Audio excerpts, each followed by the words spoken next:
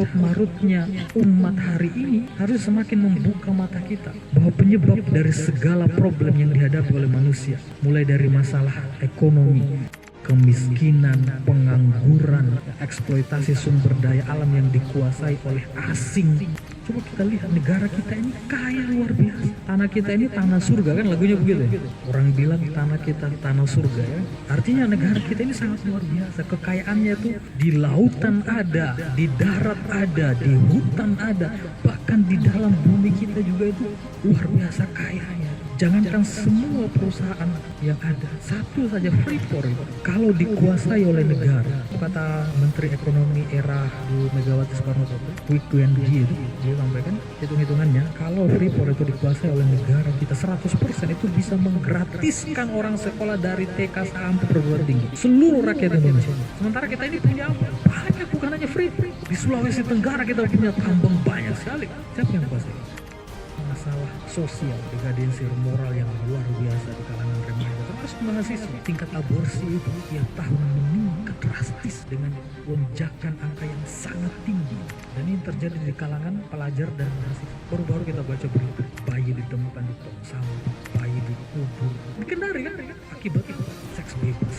Padahal kata Allah SWT di dalam lisan baginda Nabi SAW, kalau di negeri itu zina dan riba itu sudah merajalela, itu sama dengan menghalalkan azab Allah kepada negara. Sebelum saya kesini saya sempat baca itu berita satu siswi SMA atau SMP itu meninggal dunia setelah diperkosa oleh 12 teman-teman kelasnya. Dan berita-berita begitu sering sekali kan. Ayah perkosa anaknya, anak kandung, kakak perkosa cucu, anak bunuh bapaknya, anak bunuh mamanya, gara-gara tidak diberikan pulsa. Ada itu mengerikan sekali. Ini kita bicara tentang sosial, ini kita bicara yang lain-lain. Pendidikan kita, sekolah itu lama sekali. Anda bisa S1 minimal usia berapa tahun? 20-an. Setelah 20-an bisa apa kira-kira? Bisa bingung mau ngapain? Ya enggak? Padahal di masa kegemilangan Islam usia 18 tahun sudah jadi gubernur. Muhammad Al-Fatih 23 tahun menaklukkan kota Konstantinopel. Sudah 21 tahun diangkat menjadi sultan. Tidak memimpin sebuah peradaban. Kita jadi ketua tingkat saja masih susah.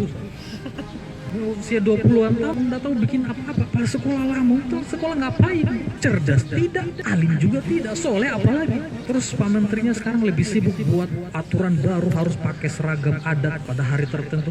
Masalah pendidikan kita sedemikian rupa. Banyak guru honorer yang tidak digaji 3 bulan sekali. Tahu nggak gajinya berapa? Pernah tanya nggak? Senior antum yang pulang kampung jadi guru honorer, pernah tanya nggak gajinya berapa? 300.000 per bulan, dibayar 3 bulan sekali. Itu pun kalau tidak dikorupsi.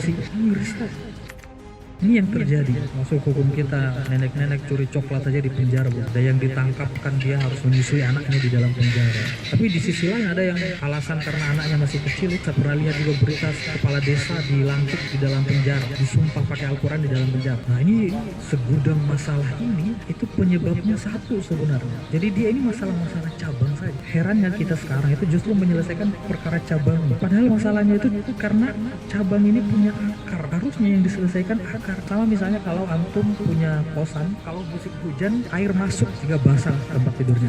Ada 3 solusi yang dilakukan oleh mahasiswa. Yang pertama adalah dia ngepel lantai yang basah itu. Solusi nggak? Solusi, tapi tidak tuntas. Benar ya? Ada solusi yang kedua apa? Diambil ember, dia tarik. Solusi nggak? Solusi, tapi tidak. Terus solusi yang tuntasnya gimana? Cari mana yang bocor itu, yang rusak itu.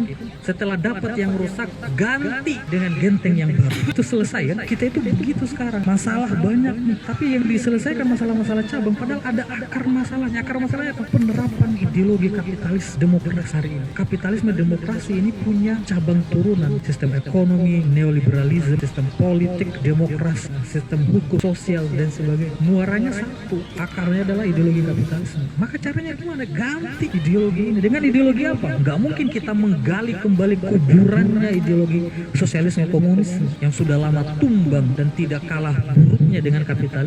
Maka harus ada alternatif yang lain. Bukan alternatif, satu-satunya solusi, yakni ideologi Islam. Dosen saya menjelaskan tentang sistem ekonomi, kapitalisme, kemudian sosialisme. Kemudian sampai ini sama-sama rusak. Tapi di antara dua yang paling bagus kapitalis. Ada salah seorang dosen pakar politik, beliau jelaskan kapitalisme demokrasi itu adalah pilihan terbaik di antara yang terburuk. Termasuk Plato pencetus demokrasi itu begitu juga. Demokrasi itu adalah pilihan terbaik di antara yang terburuk. Kenapa mereka sampaikan begitu? Karena mereka tidak memasukkan Islam sebagai alternatif pilihan tadi. Kenapa? Karena mindsetnya Islam itu bukan sebuah ideologi. Islam itu hanya ritual saja. Islam itu sholat, puasa, zakat, haji, kawin, cerai, nikah, itu baru Islam diatur. Kalau politik, pemerintahan, negara, ekonomi, pendidikan, Islam tidak punya aturan seperti itu. Masalahnya di sana. Dan ini bukan terjadi secara kebetulan, by design. Orang-orang barat itu men-setting itu. 1924, 3 Maret 1924, setelah Mustafa Kemal, agen Inggris keturunan Yahudi, sukses meruntuhkan peradaban Islam, khilafah Islamiyah. Kemudian orang-orang barat itu berpikir keras bagaimana agar khilafah itu tidak lagi tegak. Peradaban Islam dengan ideologi Islamnya itu tidak lagi kembali. Karena itu momok menakutkan bagi orang-orang barat.